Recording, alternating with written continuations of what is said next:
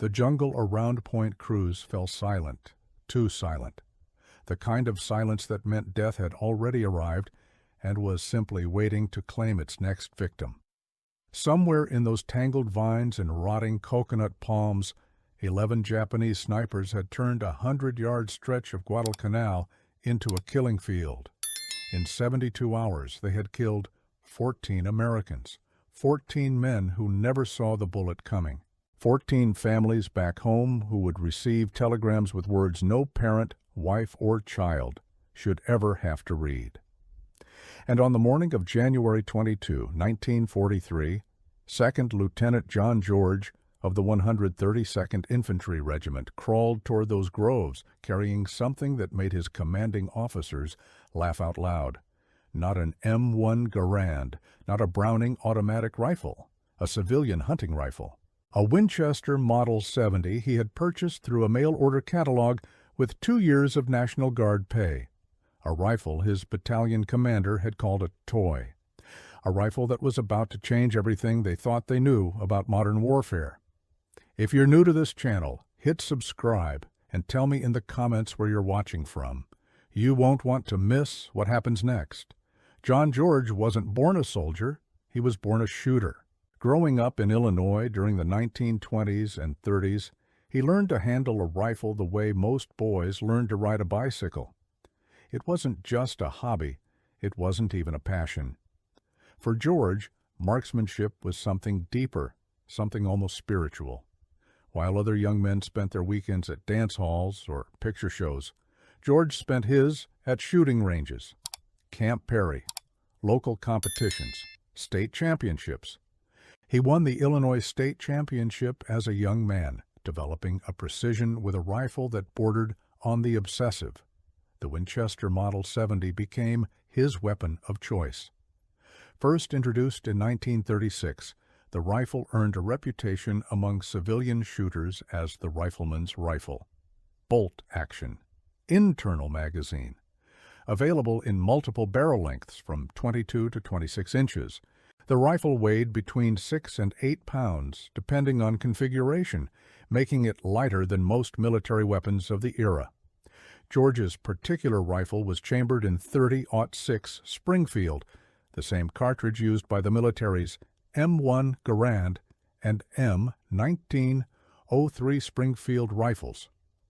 But where the Garand offered semi-automatic firepower, the Winchester offered something else entirely: precision. George had spent countless hours customizing his rifle. He adjusted the trigger pull to 3.5 pounds, glass smooth, requiring only the lightest touch to send a round downrange. He mounted a Lyman Alaskan scope, a telescopic sight that could turn a distant target into something intimate, close, almost touchable. This wasn't a weapon designed for the chaos of combat. It was designed for a single purpose: to put a bullet exactly where the shooter wanted it to go. One shot, one hole. The kind of accuracy that target shooters lived for and combat soldiers rarely needed. When George enlisted in the National Guard, he brought his Winchester with him. His fellow soldiers didn't know what to make of it. They had M1 Garands, the revolutionary semi-automatic rifle that was transforming American infantry tactics. The Garand could fire 8 rounds as fast as a soldier could pull the trigger. Compared to that, George's bolt-action Winchester seemed like something from the previous century. A relic, a toy. His superiors thought the same thing. When George arrived at Fort Benning for officer training, he was shocked to discover how little emphasis the Army placed on marksmanship. Troops weren't taught to shoot. They weren't taught to march. They were commanded by men obsessed with obsolete tactics and what George later called eyewash, the kind of military formality that looked good on parade grounds but got men killed in combat. It was only through desperate negotiating that George managed to secure 2 days of rifle training for his platoon before they shipped out to the Pacific. 2 days. For men who were about to face an enemy that had been training their soldiers in marksmanship since childhood. The 132nd Infantry Regiment was part of the 23rd Infantry Division, also known as the Americal Division. They arrived on Guadalcanal in late 1942, stepping into a nightmare that had already consumed thousands of American and Japanese lives. The island had been contested since August, when Marines of the 1st Division landed and seized Henderson Field, the critical airstrip that both sides desperately needed. For 6 months, the fighting had raged across beaches, ridges, and jungle trails that seemed designed by nature to kill men. The Japanese had been pushed back from Henderson Field, but they hadn't been broken. They had retreated west toward the Matanikau River and Point Cruz, establishing defensive positions in terrain that favored defenders. The jungle was so thick that visibility rarely exceeded a few yards. Trails disappeared into green darkness. The heat was oppressive, the humidity suffocating. And everywhere, invisible in the trees and undergrowth, Japanese snipers waited. Japanese snipers on Guadalcanal operated differently from their Western counterparts. Armed primarily with the Type 97 rifle, a bolt-action weapon based on the Type 38 Arisaka, they had been trained to maximize concealment over mobility. The Type 97 fired a 6.5 millimeter round that produced minimal muzzle flash and little smoke, making it nearly impossible to spot a sniper's position even after they fired. The rifle's long barrel burned most of the propellant while the bullet was still inside, reducing the telltale signature that normally gave away a shooter's location.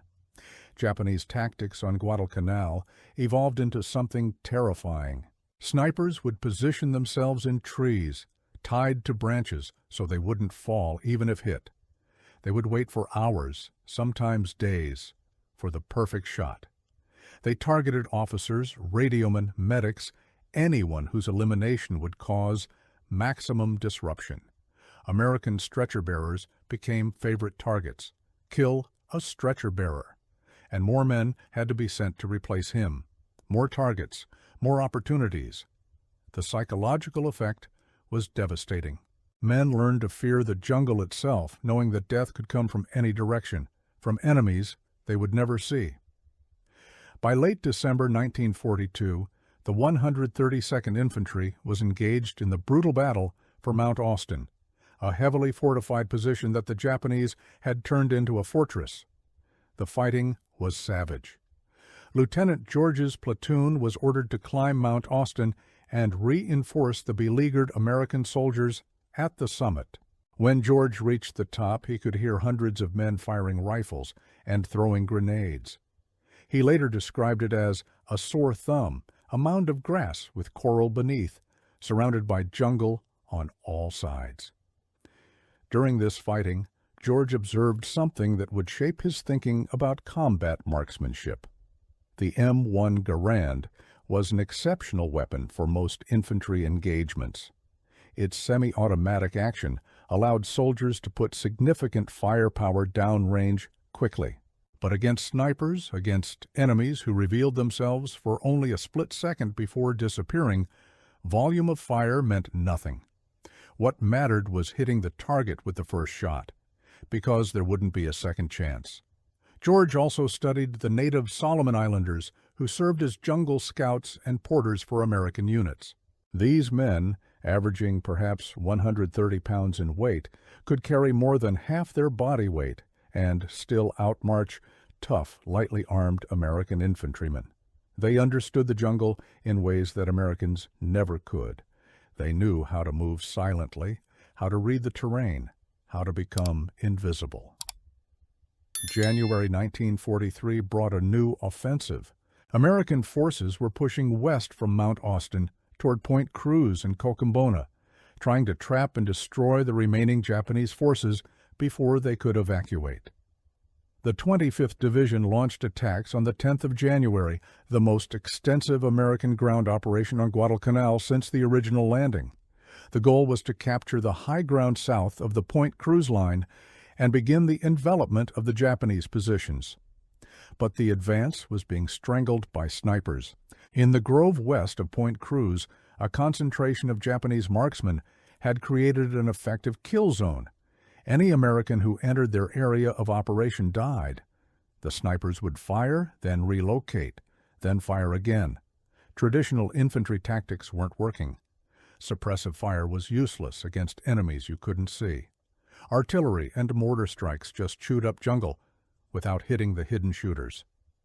In 72 hours, 14 Americans had been killed. The advance had stalled. Captain Morris called Lieutenant George to battalion headquarters. The situation was desperate. Something had to be done about those snipers. George listened to the briefing, then made a request that stunned his commanding officer. He wanted permission to hunt the Japanese snipers himself, with his Winchester. Morris stared at him like he had lost his mind. He had ordered George to leave that mail-order sweetheart in his tent and carry a real weapon. The other platoon leaders called it a sporting rifle with no place in modern warfare. But George was insistent. He explained the logic. The Japanese snipers were skilled at concealment. They revealed themselves for only a moment when they fired. Against such targets, the Garand semi-automatic capability was meaningless. What mattered was hitting with the first shot. And George knew with absolute certainty that his Winchester could group tighter at 300 yards than any military rifle in the battalion. Morris didn't believe him. But Morris was also out of options. 14 dead in 3 days. Something had to change. Reluctantly, he gave George permission to try. On the morning of January 22, 1943, Lieutenant George crawled into the ruins west of Point Cruz.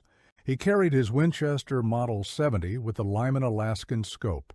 20 rounds of ammunition, canteen, nothing else. No pack, no extra weight. Just a man, and his rifle, and 11 invisible enemies who had already proven they knew how to kill. The jungle was different when you were alone. Every sound amplified, the rustle of leaves, the buzz of insects, the distant crack of gunfire from other sectors. George moved slowly, deliberately, using every scrap of cover the terrain offered. He had studied the reports of where Americans had been hit. He had talked to survivors. He had built a mental map of where the snipers might be operating. Now he was putting himself inside that map.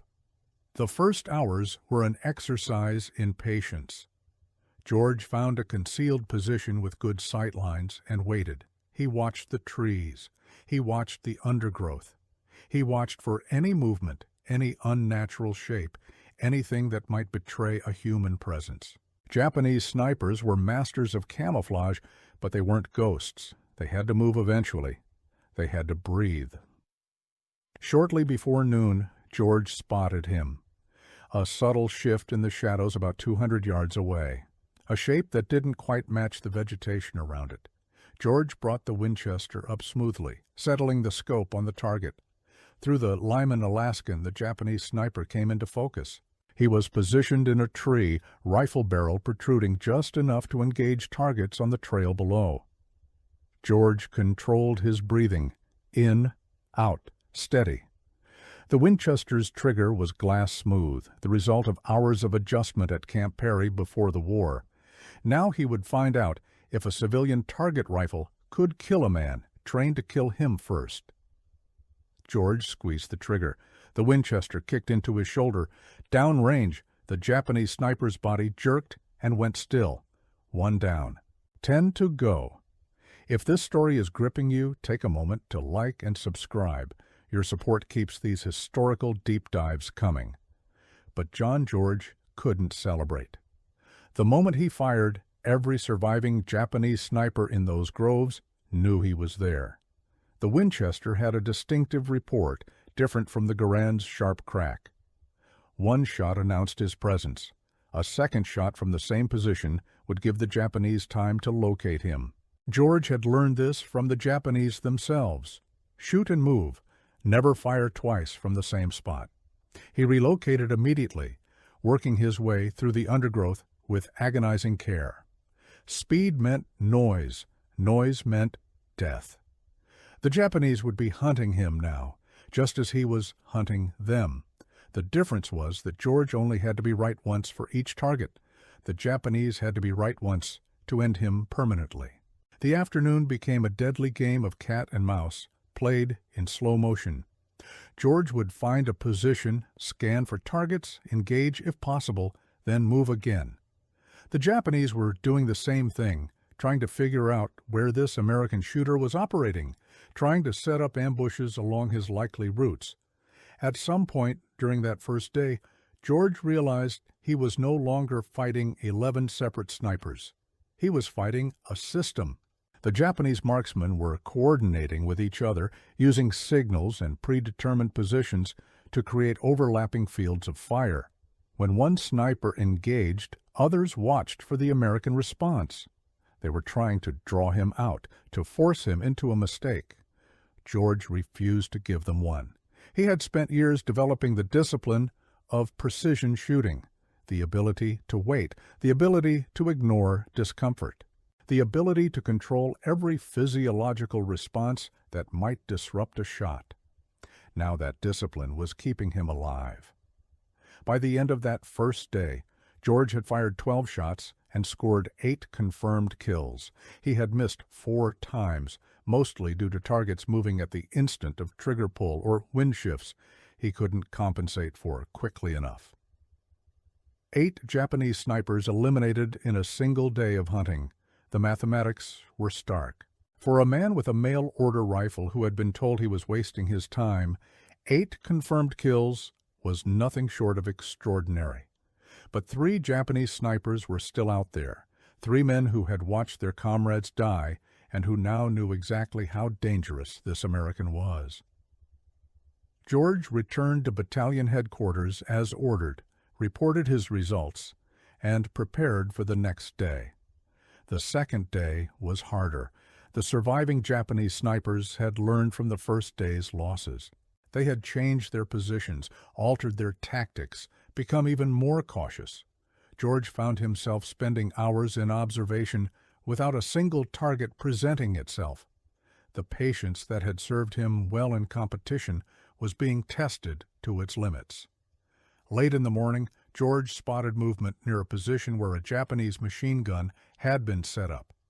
This presented a complication. Machine guns meant multiple enemies in close proximity. If he engaged one, the others would immediately know his location. He filed the information away and continued hunting. Early afternoon brought another engagement. A Japanese sniper had positioned himself along what he thought was George's most likely approach route. The enemy marksman was waiting in ambush, exactly where George would have been if he had been careless.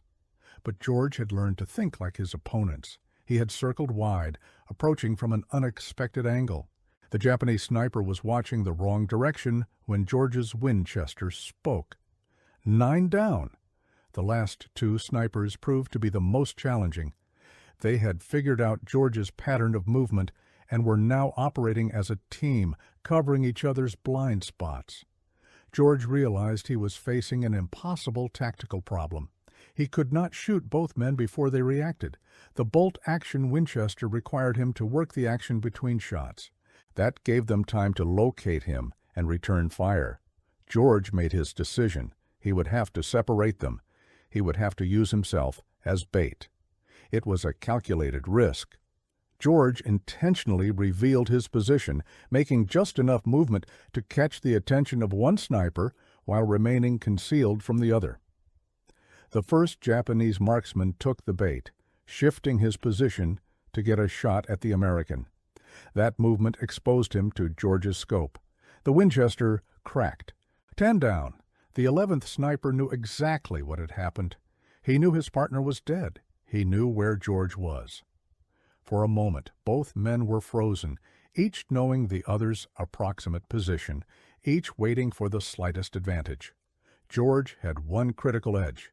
He had spent thousands of hours training for exactly this kind of moment. One shot, make it count. The Japanese sniper had been trained for war, but George had been trained for precision. There is a difference. The final engagement lasted perhaps 3 seconds. The Japanese sniper moved to acquire George in his sights. George was already aligned. His trigger press was smooth, unhurried, perfect. The Winchester's report echoed through the grove one last time. 11 snipers. 4 days. 12 rounds fired against the snipers. 11 hits, one of the most remarkable displays of combat marksmanship in the Pacific theater of World War II. When George reported to Captain Morris, the transformation in his commanding officer's attitude was visible. The same man who had called the Winchester a toy now wanted to know everything about it. How was it sighted? What ammunition did it use? How had George known where to find the Japanese? Morris wanted details because Morris was starting to understand that something fundamental had changed. George's success in the Point Cruz Groves didn't stay a secret for long. Word spread through the battalion, then the regiment, then the division. A lieutenant with a mail-order hunting rifle had done what entire squads had failed to accomplish. He had neutralized a sniper threat that had paralyzed an American advance. And he had done it with a philosophy that contradicted everything the Army taught about semi-automatic superiority. The implications were significant. The M1 Garand was an excellent weapon for most infantry applications, but there were situations where precision mattered more than firepower. Japanese snipers had exploited this gap in American capabilities for months. Now George was demonstrating that the gap could be closed if commanders were willing to think differently about marksmanship. George didn't rest after Point Cruz.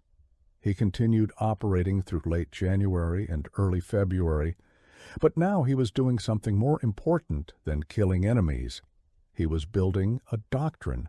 He began training other soldiers in his techniques, selecting men with shooting backgrounds and working with them on the skills that made precision marksmanship possible in combat conditions. He divided his trainees into two-man teams, a shooter and a spotter. The spotter carried binoculars and a Garand, responsible for locating targets and providing security while the shooter engaged. After each kill, the roles could switch. This kept both men proficient and prevented the single point of failure that came from relying on a single shooter. On February 1st, George took 4 of these teams into the field. Their mission was to clear Japanese positions west of the Matanikau River. Intelligence indicated small groups of Japanese soldiers operating in the area. Not organized sniper teams, just infantry stragglers who had been cut off from the main force. The 4 teams moved into position at dawn. George paired with a spotter named Corporal Hayes. They set up on high ground overlooking a trail the Japanese had been using for resupply. At 0720, a Japanese soldier appeared on the trail. Hayes confirmed the target through binoculars. George engaged. 1 shot, 1 kill. Over the next 6 hours, George's teams engaged 7 more Japanese soldiers on that trail. 7 shots, 6 kills, 1 miss due to wind. The other 3 teams reported similar results. 23 Japanese soldiers eliminated that day. 0 American casualties. The sniper section concept was proving itself in combat. The Japanese were now attempting to evacuate Guadalcanal. Destroyers arrived at night to pick up troops from Cape Esperance on the western tip of the island. American forces pushed west to interdict the evacuation, but the Japanese fought effective rearguard actions to protect the withdrawal. George's sniper section was tasked with eliminating Japanese soldiers covering the retreat routes. The work was dangerous. On February 7th, George was operating near the Tanamambu River when a Japanese rifleman shot him.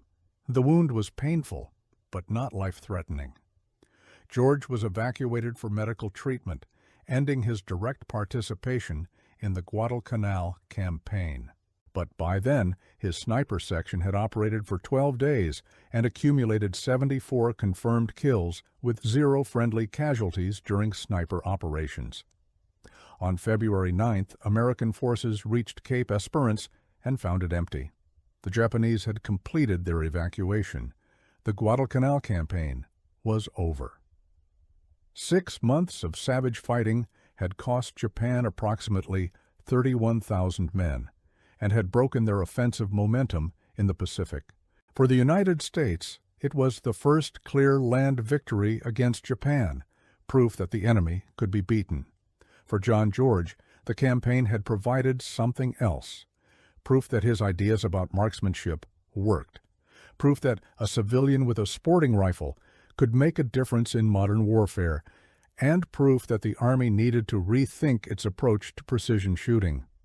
But George's war was far from over. After recovering from his wound, he was selected for one of the most ambitious and brutal operations of the Pacific Theater. He was joining Merrill's Marauders. The 5307 Composite Unit Provisional, better known as Merrill's Marauders, after their commander Brigadier General Frank Merrill, was the United States Army's first long-range penetration unit in the China-Burma-India theater. The concept was borrowed from the British, specifically from Brigadier Ord Wingate's Chindit operations. Small self-contained units would operate behind Japanese lines, disrupting supply routes, destroying communications, and creating chaos in the enemy rear. The Marauders were volunteers drawn from units across the Pacific and Caribbean. They were promised adventure and immediate return to the States after 3 months of combat. What they got was one of the most grueling campaigns of World War II. Their mission was to clear the North Burma area of Japanese troops and capture the town of Myitkyina, whose airfield was critical for Allied supply routes into China. In February 1944, the Marauders began a 1,000-mile march over the Patkai Range and into the Burmese jungle behind Japanese lines. 2,750 men entered Burma. The conditions were almost indescribable. Mountains that rose 2,000 meters, jungle so dense that visibility dropped to arm's length, temperatures that swung from scorching days to freezing nights, malaria, dysentery, typhus, enemies that could strike from any direction. George brought his Winchester Model 70. The march to Myitkyina took 3 months. During that time, the Marauders fought multiple engagements against Japanese forces. All was outnumbered, all was short on supplies, all was pushing forward. George used his Winchester 3 times during the march, once at 412 yards against a Japanese officer directing troops at a river crossing, once at 380 yards against a machine gun position, once at 290 yards against a sniper who had pinned down a Marauder patrol. 3 shots, 3 kills. He never fired more than once per engagement. The Winchester's distinctive report would announce his presence. A second shot would give the Japanese time to locate him. George had learned this lesson on Guadalcanal. It kept him alive in Burma. By April, the Marauders had been reduced from 2,750 men to approximately 1,400. Disease and combat had gutted the unit.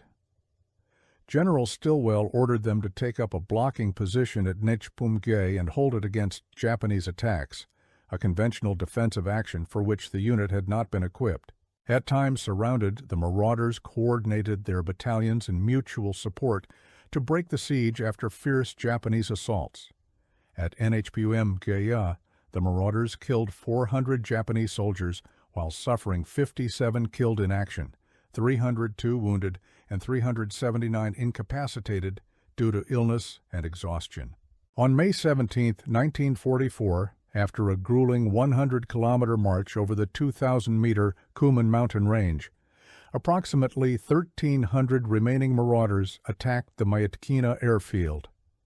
They were supported by elements of the 42nd and 150th Chinese Infantry Regiments. The assault was a complete success. The airfield was captured, giving the Allies a critical logistics hub in northern Burma. But the town of Myitkyina itself remained in Japanese hands. The garrison had been reinforced to approximately 4,600 defenders who fought with fanatical determination. The siege of Myitkyina would drag on for another 2.5 months. By the time the town finally fell on August 3rd, the Marauders had been reduced to 15% of their original strength. Most were medically evacuated. Their contribution to the Burma campaign was complete. George survived. His Winchester survived. The rifle had traveled from Illinois to Tennessee to Guadalcanal to India to Burma, accumulating confirmed kills in some of the most challenging terrain on Earth. After the war, George would estimate at least 14 confirmed enemy soldiers killed with that rifle, probably more. He stopped counting after Burma. The war finally ended in August 1945. George was demobilized in 1947 with the rank of lieutenant colonel. He had served from 41 to 47 in the Pacific and China-Burma-India theaters. He had witnessed combat that most soldiers never imagined, and he had proven a theory that would influence American military doctrine for decades. Before you go, I need to share what happened after the war. Make sure you're subscribed because this legacy matters. John George did something unusual for a combat veteran. He wrote about his experiences. Not just the battles and the close calls, but the weapons, the tactics, the technical details that made the difference between life and death. His book, Shots Fired in Anger, became one of the most important first-hand accounts to emerge from World War II. The book was a combination of personal memoir and combat dossier. George described the terrifying but suicidal Japanese banzai charges. He analyzed the strengths and weaknesses of American and Japanese weapons. He evaluated tactics that worked and tactics that got men killed. He interviewed fellow soldiers, questioned prisoners, disassembled captured weapons. All of this informed a perspective that was unique in military literature. What made George different was his ability to step back from the chaos of combat and analyze it with a scientist's eye for detail. Why did some tactics succeed? Why did others fail? What could be learned from the enemy? What could be improved in American training and doctrine? These weren't questions that most combat veterans asked. George asked them constantly. His conclusions about marksmanship were particularly influential. George argued that the Army had neglected individual shooting skills in favor of volume firepower. The M1 Garand was an excellent weapon, but it had created a mentality that precision didn't matter as much as rounds down range. Japanese snipers had exploited this gap. George had proven that precision shooting could close it. The lessons from Guadalcanal and Burma gradually filtered into American military thinking. Designated marksman programs, scout sniper schools, precision rifle competitions, the Army began to recognize that different tactical situations required different weapons and skills. Sometimes you needed the firepower of a semi-automatic rifle. Sometimes you needed a single, perfect shot. The Winchester Model 70 itself became something of a legend. After the war, the rifle sat in a footlocker in George's quarters at Fort Benning. It had traveled from a mail-order catalog to some of the most savage fighting of the Pacific Theater. It had been called a toy by men who later begged George to teach them his techniques, and it had killed at least 14 enemy soldiers in confirmed engagements, each one a testament to what precision could accomplish in the hands of someone who understood it. George went on to attend Princeton University after the war, majoring in politics and graduating with highest honors. He won the Atwater Prize in Politics and became a member of Cottage Club. The man who had spent years learning to shoot had an intellect that extended far beyond marksmanship. He continued writing about firearms and hunting throughout his life. His experiences in Africa and other hunting expeditions were documented with the same analytical precision he had applied to combat. He died on January 3, 2009, at the age of 90. But his legacy lived on in ways he might not have anticipated. Every time an American military sniper settles behind his scope, every time a designated marksman takes a precise shot that saves his squad, there's a connection to that morning in January 1943 when a lieutenant with a mail-order rifle crawled into the Point Cruz groves and proved that one man, with one perfect shot, could change the course of a battle. The Japanese snipers in those groves were skilled. They were dedicated. They had killed 14 Americans in 72 hours, But they had never faced someone like John George, someone who had spent years preparing for a moment that most people never imagined would come, someone who understood that marksmanship wasn't about firing as many rounds as possible. It was about making every single round count. 11 snipers, 4 days, 12 rounds fired, 11 hits. A mail-order rifle that everyone laughed at until it silenced the deadliest threats in the Pacific jungle. They called it a toy. They called him a fool for bringing it to war. They stopped laughing when the shooting started.